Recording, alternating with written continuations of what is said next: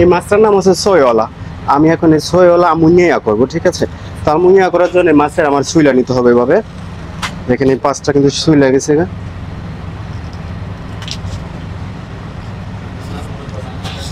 আমি দোনো পাঁচ কিন্তু সুইলা নিলাম মাছটা, ঠিক আছে। দেখেন এই হচ্ছে মাছটা আমি পুরো ফাইনাল মেখে দিলাম, মানে আটা দিয়ে দিলাম। জানি ওইটার মাছটা, ঠিক আছে।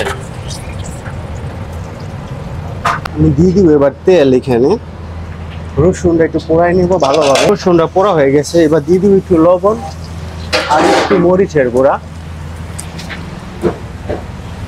এবার দিয়ে দিব একটা আর কি পুরাটা রস দিয়ে দিব এখানে।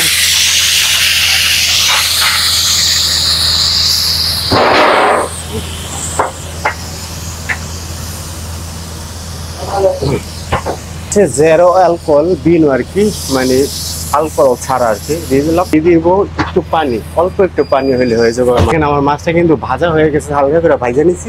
এবার মাছটা এখানে বসাই দিব। এখন হচ্ছে সিদ্ধ হওয়ার পালা। ওলাটা হয়ে গেছে গা। দিয়ে দিব একটু পিসে মলো আর দিয়ে দিব কিছু বাজিলিক, হালকা একটু গুঁড়ো দিয়ে দিলাম। এটা মানে তরকারিটা ঘন করার জন্য। আমার ঝোল ঝোল তরকারি তো নাই, ঝোল আর কি। এবার হচ্ছে আমার এই মাছটাকে আমি এখানে দিয়ে দিব। দিয়ে দিব একটু মরিচের গুঁড়া আর একটু লবণ আর একটু তেল, ভালো অলিও দলি।